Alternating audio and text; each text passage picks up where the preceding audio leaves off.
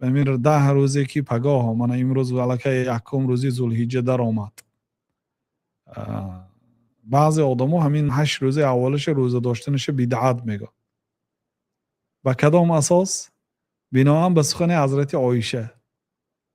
چون که حضرت عایشه رضی الله عنها میگه ما رأیت رسول الله صلی الله علیه و سلم صائما فی العشر قط. من یگام بار پیغمبر صلی الله علیه و سلم ندیدم که 10 روز روزه داشته باشن، یعنی 10 ذوالحجه را. حضرت عایشه ندیدین بعد چی؟ حدیث در سنن ابو داود است، شیخ البانی صحیح گفتن. مایلی او بعد بین پیامبر صلی الله علیه و سلم نگفتیان کو؟ حضرت عایشه گفتیان که من پیامبر صلی الله علیه و سلم در 10 روز یگان بار روزه‌دار ندیدم، یعنی 10 را روزه نمی داشتم پره. یکم جوابم این که این دیدن عایشه، حضرت عایشه 9 شب یک شبش پیامبر همراهی چی است؟ حضرت همراهی عایشه است.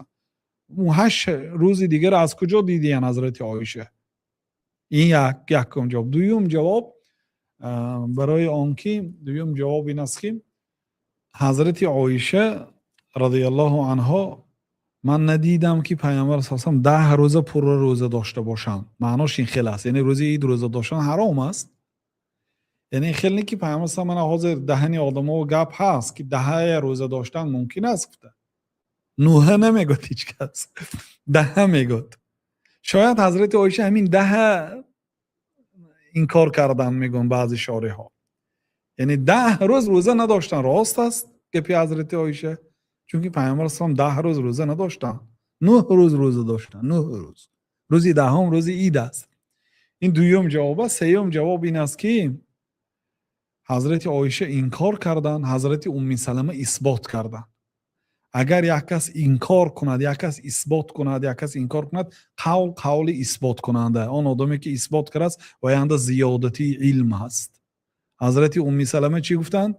کان رسول الله صلی الله علیه و سلم یصوم 9 ذوالحجه. پیامبر صلی الله علیه و سلم 9 روز ذوالحجه را روزه می داشتند. حدیث در سنن ابو داود است، در مسند امام احمد است. شیخ ناصر حدیث را صحیح گفتند. حدیث صحیح است. یعنی حضرت ام سلمه میگه که 9 روز پیامبر علیه الصلاة و السلام روزه می داشت، روز 1 ذوالحجه تا روز 9 ذوالحجه.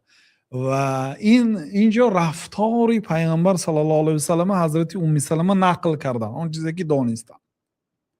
فهمیدید؟ اون چیزی که دانستن نقل کردن. و این چنین قولی پیامبر صلی الله علیه و سلم هم هست. گفتن که ما من ایام العمل الصالح فيها احب الى الله عز وجل من هذه الايام، یعنی العشر. یگان عمل به الله تعالی محبوب تر نیست مثل این 10. از جمله همون عمل ها روزه، یعنی روزه داشتن در این 10 اولی ماه ذوالحجه محبوب تر است به الله تعالی نسبتی روزه داشتن به دیگر جا. بنابراین کسایی که 8 روز اولی ذوالحجه روزه داشتنش بدعت گفتن، اونا خطا کردن.